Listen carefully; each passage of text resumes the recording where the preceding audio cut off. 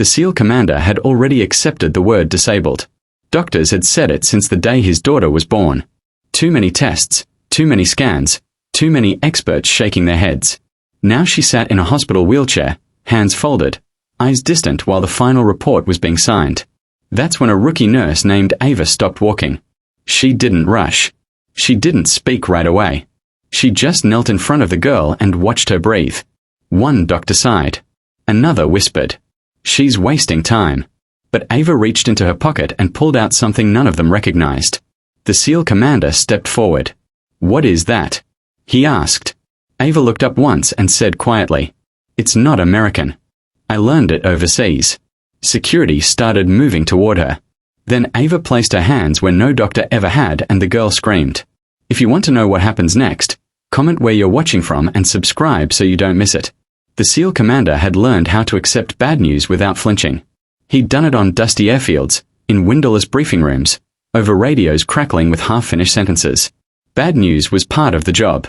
You listened, you absorbed it, you moved forward. But hearing the word disabled spoken about his daughter never stopped cutting deeper. 18 doctors had said it over the years. Neurologists, pediatric specialists, military consultants flown in quietly, examined her carefully, and left behind polite reports full of final words: congenital, non-progressive, permanent. Now at Walter Reed, it was being said again, this time with a pen hovering over the last signature.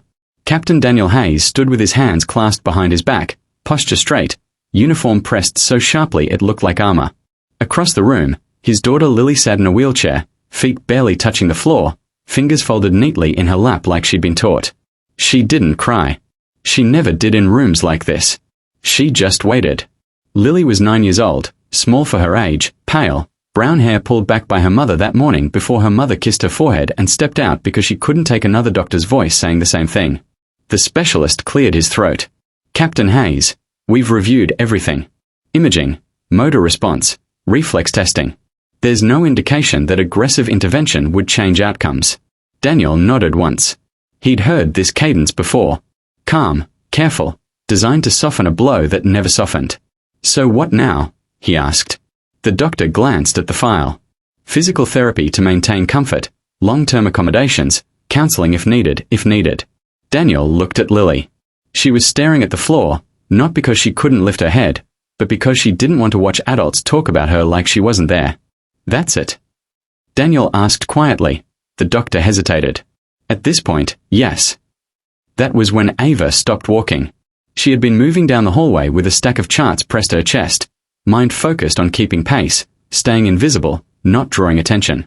6 weeks into her job, she'd learned that rookie nurses survive by blending into the background. But something made her slow. Not a sound, not a call, a feeling. She glanced into the open doorway as she passed and saw the scene in a way that didn't match the words being spoken. She saw a child sitting too still. She saw a father holding himself together by force alone. She saw tension in Lily's shoulders that didn't belong to someone whose body was supposed to be unresponsive. Ava took one step back, then another. She didn't enter the room right away. She watched. Watch Lily's breathing. Watch the way her fingers pressed into her palm at certain moments, then relaxed. Watch the slight delay between instruction and response. Not absence, but hesitation. The doctor was still speaking when Ava finally stepped inside. "Excuse me," she said softly. Every head turned. The specialist frowned. "Yes, I'm Nurse Ava," she said. "I was assigned to the floor. I just wanted to check if Lily needed water." It was a harmless sentence, a safe one. The doctor nodded dismissively. "That won't be necessary." Ava smiled politely. She didn't move. Daniel studied her for the first time. Young blonde hair pulled tight into a bun. Calm eyes. No hesitation in her posture. She didn't look nervous like most new staff did around officers. Lily looked up at her, their eyes met, and something changed. Ava crouched slightly, lowering herself so she wasn't towering over the wheelchair. "Hi, Lily," she said. "I'm Ava." Lily blinked. "Hi." Her voice was clear, stronger than the file suggested. Ava nodded once as if confirming something only she had been listening for. The specialist cleared his throat again. "Nurse, we are finishing up here." Ava stood. Of course, she turned to leave. But as she did, she paused. "Captain Hayes," she said, Still respectful, still quiet. Has anyone ever asked Lily how her body feels right before she tries to move? The room went silent. The doctor's expression hardened. That's not how neurological assessment works. Ava didn't argue. She didn't explain. She simply looked at Daniel. Daniel had spent his career reading people under pressure. He recognized confidence when he saw it. Not loud confidence, not arrogant confidence, the kind that comes from experience you don't talk about. No, Daniel said slowly. No one's asked her that. The doctor shifted. Captain, this is not appropriate. It's a question, Daniel said. She can answer it. Lily looked between the adults. It feels like something is asleep, she said carefully. But not gone. Ava felt her chest tighten. Asleep. The doctor scoffed lightly. Children often use imaginative language. Ava nodded. Sometimes that's because adults don't have better words for what they're feeling. The air in the room changed. Not loud, not explosive, just tense. Daniel raised a hand. Doctor, thank you. We are done for today. The specialist hesitated. Captain, we are done, Daniel repeated. The doctor gathered his papers, irritation barely hidden, and left without another word. Silence settled. Ava realized a second too late that she was still in the room. I should go, she said. Daniel didn't answer right away.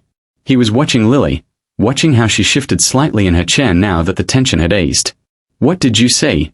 He asked finally. Ava chose her words carefully. I saw responses that don't match the conclusions in her file. That's a serious thing to say, Daniel replied. I know. You're a nurse. Yes, sir. And you're telling me 18 doctors might be wrong. Ava met his gaze. I'm saying they might not be asking the right questions. Lily looked at Ava again. You're not like the others, she said.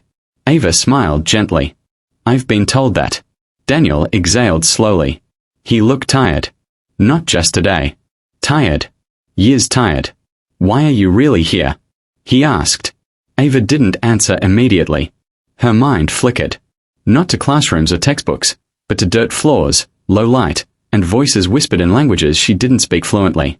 To villages where there were no machines, no scans, no second opinions. To hands that learned to listen because listening was all they had. I learned some things overseas, she said finally. Things that don't show up on charts. The word overseas landed differently when spoken by someone who stood like her. Daniel straightened slightly. Where overseas? Ava hesitated.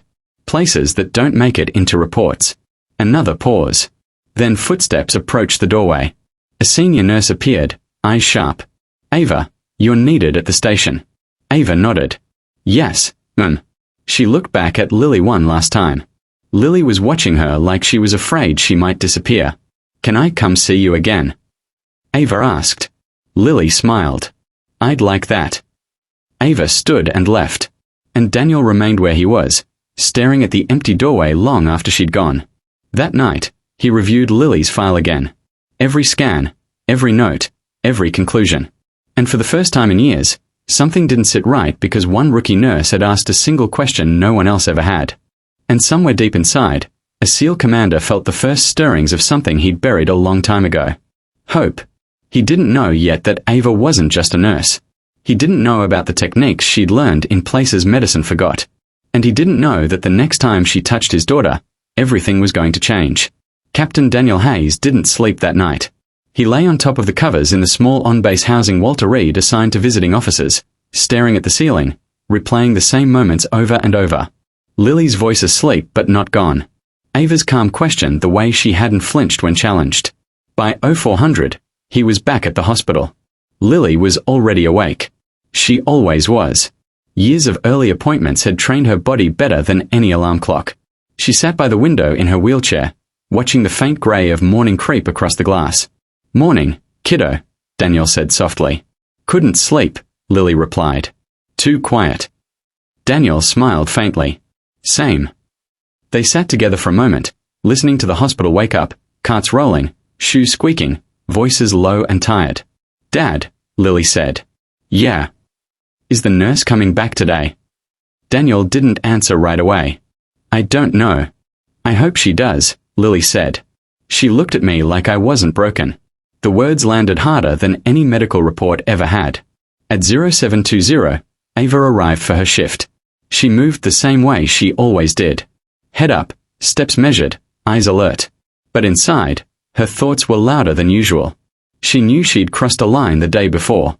Rookie nurses didn't question specialists. They didn't linger in rooms after being dismissed. They definitely didn't plant doubt in the minds of decorated officers. She reached the nurse's station and felt it immediately. The looks, not angry, not hostile, curious, assessing.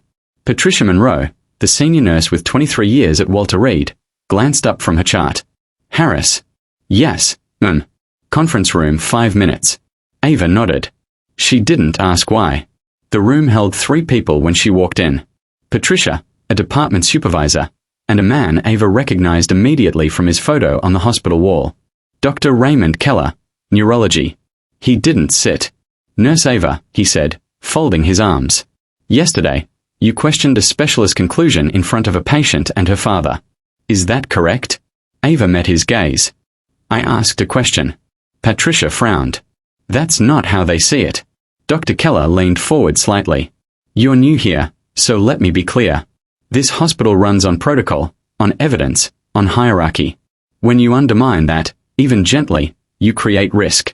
Ava listened. She didn't interrupt. You are not here to diagnose, Keller continued. You are here to assist. I understand, Ava said. Do you? Patricia asked. Because yesterday looked like something else. Ava took a breath. With respect, I assisted by paying attention. Silence. Keller's eyes narrowed. You have no background in neurology. No, sir. No specialty training beyond nursing. No, sir. And yet you felt comfortable implying that 18 physicians were wrong. Ava's voice stayed even. I felt comfortable implying that Lily deserved to be listened to. Patricia sighed. This isn't a philosophy seminar. Keller straightened. This is your warning. You will not pursue this further. You will not discuss alternative theories with the family. You will do your assigned duties and nothing more. If that's a problem, you can request a transfer. Ava nodded once. Understood. Good, Keller said. You're dismissed. She left the room without another word. At 8:37, Daniel Hayes asked for her by name. The charge nurse hesitated. Captain Nurse Ava is busy today. Daniel didn't raise his voice. He didn't need to. I'll wait. Ava was restocking supplies when Patricia appeared beside her. Room 412, she said quietly. 5 minutes. Ava looked up. Am I allowed to talk? Patricia's expression softened just a fraction. Just be careful. Daniel stood when Ava entered the room. Lily's face lit up the moment she heard her voice. You came, Lily said. I said. I would, Ava replied, smiling. Daniel gestured to the chair. Please, Ava sat, posture straight but relaxed. How's she feeling today? Tired, Lily said. But better. Daniel stuttered Ava. I did some reading last night. Ava raised an eyebrow slightly. About motor inhibition, neural guarding, learned non-use, he continued. Things that don't show up on scans. Ava nodded. They're easy to miss. Daniel lowered his voice. You said you learned things overseas. Yes, sir. Where? Ava looked at Lily first. Some of it isn't appropriate for kids. Lily rolled her eyes. I'm 9, not 5. Ava smiled. Then she looked back at Daniel. South Africa, rural areas, no hospitals, no imaging, just observation and hands. Daniel's jaw tightened. Military? Ava paused. Classified humanitarian operations. He understood that answer. What did you see yesterday? Daniel asked quietly. Ava didn't reach for Lily. She didn't touch her yet. She simply spoke. I saw protective tension patterns that suggest the body is guarding movement because it learned pain or failure early, not damage. Suppression. Daniel felt his pulse quicken. Meaning sometimes the brain locks down pathways it thinks are dangerous, especially in children, especially when everyone around them expects failure. Lily looked between them. So my legs are scared. Ava smiled gently. That's a good way to put it. Daniel leaned forward. And you think you can unlock them? Ava didn't answer immediately. I think Lily can. The door opened abruptly. Dr. Keller stood there. I thought I was clear, he said. Daniel straightened. Doctor, I invited her. Keller's expression cooled. Captain, this is becoming inappropriate. Daniel stood. What's inappropriate is telling my daughter her body is done at 9 years old. Keller glanced at Ava. You're out of line. Ava stood as well. Then fire me. The room froze. Patricia appeared in the doorway, eyes wide. Keller exhaled sharply. You're 6 weeks into this job. Yes, sir. You have no authority. Yes, sir. And yet you're willing to throw away your career on a theory. Ava met his gaze. I've thrown away more for less. Daniel's eyes flicked to her. He knew that tone. Keller shook his head. This ends now. Or Daniel said calmly. You let her show me. Keller scoffed. Show you what? Magic. Ava spoke before Daniel could. 5 minutes. No equipment, no claims, just observation. Keller hesitated. Absolutely not. Daniel's voice hardened. Doctor, I've commanded teams under fire. I know when someone believes in what they're saying. If you're so confident she's wrong, 5 minutes shouldn't threaten you. Silence stretched. Keller finally stepped aside. 5 minutes, he said. Then she leaves. Ava knelt in front of Lily. Careful and slow. I'm going to ask you to do something strange, she said softly. You can stop anytime. Lily nodded. Ava placed 2 fingers lightly on Lily's ankle. Not to move it, just to rest there. Don't try to move, she said. Just think about moving. Lily frowned. That's it. That's it. 30 seconds passed. Nothing happened. Keller smirked. Then Lily's toes twitched, barely noticeable, but unmistakable. Daniel's breath caught. Ava didn't react. Good. She whispered again. Lily concentrated. Her face tightened. Her foot shifted a fraction of an inch. Keller stepped forward. That's reflex. Ava nodded. Maybe. She changed position slightly, placing her hand higher, applying pressure in a precise way that looked almost ceremonial. This technique is older than modern neurology, she said quietly. It was used long before machines told us what to believe. Lily inhaled sharply. Her leg moved. Not much, not fast, but it moved. Daniel dropped to one knee beside her. Lily, did you do that? Her eyes were wide. I think so. The room was silent except for Lily's breathing. Keller's face had gone pale. That's not possible, he said. Ava looked up at him. It just happened. Keller shook his head. This proves nothing, Ava stood.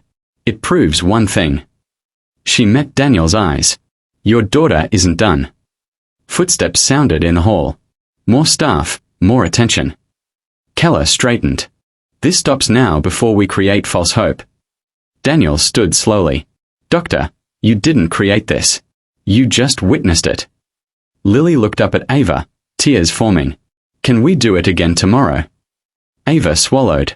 If they let me, Keller turned sharply. She's done here. Daniel's voice was cold and controlled. Then so am I. The words echoed. Ava felt the weight of the moment settle into her bones. She had crossed the point of no return, and she knew, absolutely knew, that what came next would either expose her past or end her future. By noon, the 4th floor of Walter Reed felt different. Not louder, not tense in the obvious way, just watchful. People knew something had happened in room 412. Not the details, but the shift. Nurses slowed near the doorway. Orderly found reasons to pass by. A resident stood too long at the chart rack, pretending to read while listening for movement inside. Inside, Lily sat very still. Her legs rested exactly where they always had, angled slightly inward, unmoving. If someone walked in at that moment, they would have seen nothing unusual. A disabled child in a wheelchair, a father beside her, a nurse no longer present. And yet, the room felt charged like the air before a storm. Daniel Hayes stood at the window, arms crossed, staring down at the parking lot. He hadn't moved since Dr. Keller left. He was replaying the moment again and again. The twitch, the shift, the way Lily's eyes had widened in surprise rather than pain. It hadn't been reflex. He knew reflexes. He'd spent a lifetime training men to control them. That had been intent. Dad, Lily said softly. He turned immediately. Yeah, sweetheart. Am I in trouble? The question hit him harder than Keller's threat. No, he said quickly, kneeling in front of her. You didn't do anything wrong. But everyone looked mad. Daniel exhaled. Sometimes people get mad when something doesn't fit the story they already decided on. Lily thought about that. Like when my teacher said I couldn't do the science fair because it would be too frustrating for me. Daniel clenched his jaw. Exactly like that. There was a knock at the door. Patricia Monroe stepped in, closing it carefully behind her. Her face had lost its sharpness. What remained was something closer to concern. "Captain," she said. "May I?" Daniel stood. "Please." She glanced at Lily, then lowered her voice. "Dr. Keller has escalated this to administration. They're not happy." Daniel didn't flinch. "I expected that. They're calling what happened non-consensual experimental interference." Lily's fingers tightened on the armrest. Daniel's voice went flat. "That's a lie." Patricia nodded. "I know, but words like that scare lawyers." "So, what happens now?" Lily asked. Patricia crouched slightly to be closer to her eye level. Now things slowed down. Daniel straightened. "We don't have time for slow." Patricia hesitated. Then she said something that surprised even herself. "There's a review board." Daniel turned fully toward her. "Go on." "They don't usually convene this fast," she said. "But when a ranking officer files a formal objection, I will," Daniel said immediately. Patricia raised a hand. "Before you do, you need to understand something. If this becomes official, Nurse Ava won't be protected." Daniel frowned. "Protected from what?" Patricia looked away. "From scrutiny? From questions about where she learned what she knows." Daniel felt a familiar chill. "You think she's hiding something?" "I think," Patricia said carefully, "that she knows more than her file says she should." Daniel was quiet for a long moment. Then he said, "So do I." At 1,400 hours, Ava was called into administration. She walked the halls with the same measured calm she'd learned years ago, back when panic got people killed. Her badge still said, "Rookie Nurse." Her pulse said something else. Inside the room sat 5 people. Hospital legal. 2 department heads, Dr. Keller, and a woman Ava didn't recognize. Civilian clothes, military posture, eyes that missed nothing. The woman spoke first. Nurse Ava Harris. "Yes, I'm Dr. Illa Foster," she said. "Oversight." Ava nodded once. Dr. Keller folded his hands. "Well, be brief. Your actions this morning violated protocol." Ava didn't argue. "You implied a treatment pathway without authorization." Keller continued. "You physically interacted with a patient in a way that suggested therapeutic intent." Ava met his eyes. "I asked the patient to imagine movement. That's semantics." Ava stayed quiet. Dr. Foster leaned forward slightly. "Where did you learn the technique you used?" There it was. Ava chose her words carefully. "Outside traditional settings," Keller scoffed. "That's not an answer." "It's the most honest one I can give without breaching agreements," Ava replied. Silence fell. Dr. Foster stuttered her. "Agreements with whom?" Ava's jaw tightened. "That information isn't in my personnel file for a reason." Keller leaned back. "This is exactly the problem. You're asking us to trust something we can't verify." Ava looked at him steadily. "You're asking a 9-year-old to accept paralysis we can't fully explain." Dr. Foster raised a hand, stopping Keller from responding. "Captain Hayes has requested a formal review," she said. "That changes things." Keller stiffened. "This isn't a military matter." Dr. Foster's gaze sharpened. "It becomes one when medical certainty overrides patient autonomy." She turned back to Ava. "Here's what's going to happen. You are temporarily removed from Lily Hayes's care." Daniel would hate that, Ava thought. "However," Foster continued, "the review board will observe an evaluation. No intervention, no physical guidance." Keller opened his mouth and Foster added, "You will be present." Keller closed it again. Ava nodded. "Understood." Dr. Foster's eyes softened just slightly. "One more question, Nurse Harris." "Yes, Did you expect Lily's leg to move?" Ava didn't answer immediately. When she did, her voice was quiet. "I expected her to realize she could try." That answer hung in the room long after she was dismissed. At 16:30, Lily was wheeled into a physical therapy evaluation room she hadn't used in years. No Ava, just equipment, cameras, observers behind glass. Daniel stood in the corner, fists clenched, feeling useless in a way that reminded him too much of old missions where command meant watching someone else step into danger. Dr. Keller stood front and center. Lily, he said, voice professional. We are going to ask you to perform a few standard tests. Lily nodded, eyes searching. She looked toward the door once. Ava wasn't there. They asked her to lift her foot. She tried. Nothing happened. Keller nodded as if satisfied. They asked again. Adjusted positioning. Encouragement without expectation. Still nothing. Daniel felt his chest tighten through the glass. Dr. Foster watched silently. Then Lily spoke. Can I ask something? Keller hesitated. What is it? When the nurse was here, Lily said, she didn't tell me to move. Keller frowned. She shouldn't have done anything. She told me to think about moving, Lily continued. And she touched my ankle like it mattered. Keller's voice sharpened. Focus, Lily. Lily swallowed. I am.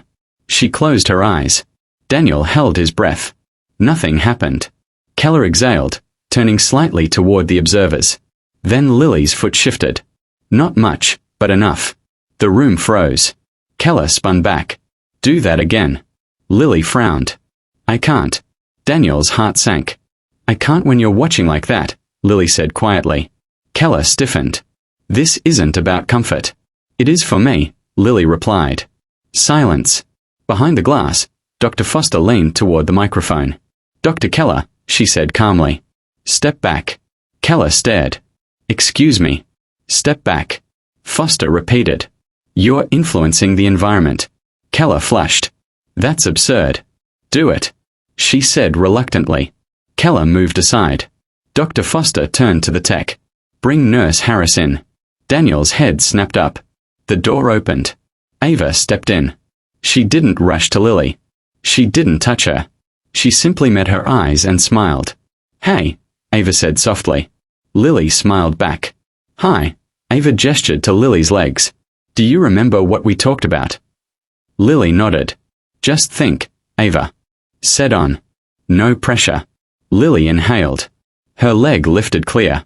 Deliberate. A gasp rippled through the room. Daniel dropped into the chair behind him, hand over his mouth. Keller stared, stunned. Ava didn't celebrate. She didn't move. She just said, good. Lily laughed, half sob, half disbelief. I did it. Dr. Foster's voice came over the speaker again. Lily did. Higher this time. Ava finally placed one hand lightly on Lily's shin. You're safe, she said. Your body remembers how. Keller shook his head. This isn't possible. Ava looked at him for the first time since entering the room. It's happening anyway. Dr. Foster entered the room, expression unreadable. This evaluation is suspended, she said. Effective immediately. Daniel stood. What does that mean? It means, Foster said slowly, we are no longer asking whether Lily can move. She looked directly at Ava. We are asking how far this goes. Ava felt the weight of every hidden chapter in her past pressing forward because she knew exactly what came next. And she also knew the answer would force her to reveal where she learned to wake bodies everyone else had already given up on. The door closed behind them and the room waited for the truth. The room didn't feel like a hospital anymore. It felt like a line that had finally been crossed. After Lily lifted her leg a second time, no one spoke.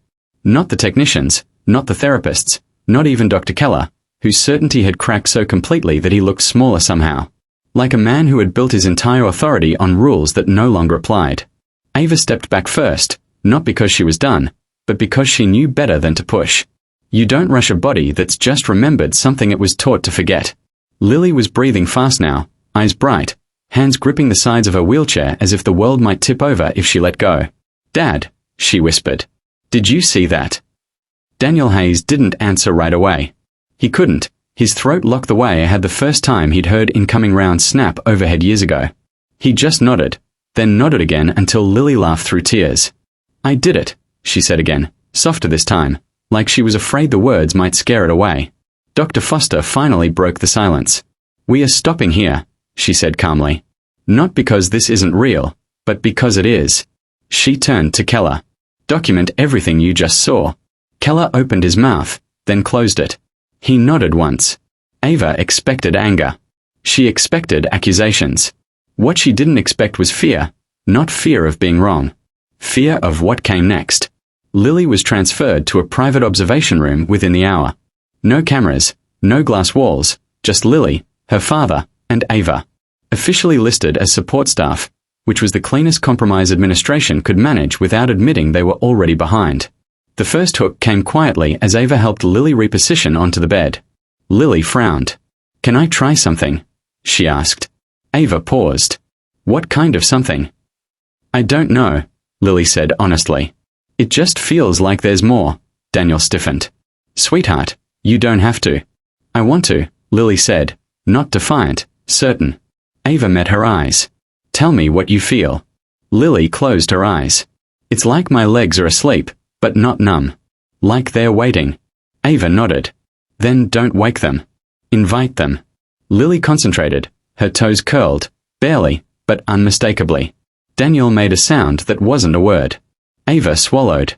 This wasn't a fluke. This wasn't adrenaline. This was neural recall. Buried pathways waking up because someone had finally spoken to them in a language they recognized. The second hook came harder. That evening, Dr. Foster returned with two men in suits who didn't wear badges and didn't introduce themselves. Ava recognized the posture immediately. Government military adjacent. The kind of people who ask questions after outcomes, not before. One of them looked at Ava and said, "You learned this overseas." It wasn't a question. Ava didn't answer. Daniel stepped forward. "If this is about classification, it's about liability," the man said evenly. "And ownership." Ava's jaw tightened. "People don't own techniques." The man stuttered her. "They do when those techniques came from black site medicine." The room went still. Lily looked between them. "Am I in trouble?" Ava knelt instantly. "No, never." Dr. Foster intervened. "This conversation ends now. Lily is a patient, not an asset." The men didn't argue, but Ava saw the calculation in their eyes. That was when she knew. Lily wasn't the end of this story. She was the beginning. The third hook arrived the next morning. At 0600, Lily stood, not alone, not unsupported, but upright. Ava's hands hovered inches from Lily's hips, ready to catch, ready to steady. But Lily was bearing weight, trembling, yes, shaking like a newborn deer. But standing, Daniel had his back to the wall, one hand pressed flat against it like he needed something solid to keep from floating away. "I'm tall," Lily said, wonder threading through her voice. "I didn't know I was tall." Ava smiled through the tightness in her chest. "You always were." They took one step, then another. When Lily collapsed back onto the bed, laughing and crying at the same time, the room erupted, not in tears, but in disbelief. Quiet hands over mouth disbelief. The kind that happens when reality changes shape, and you don't trust your eyes yet. By noon, administration had no choice. Lily's case was no longer theoretical. Neurology confirmed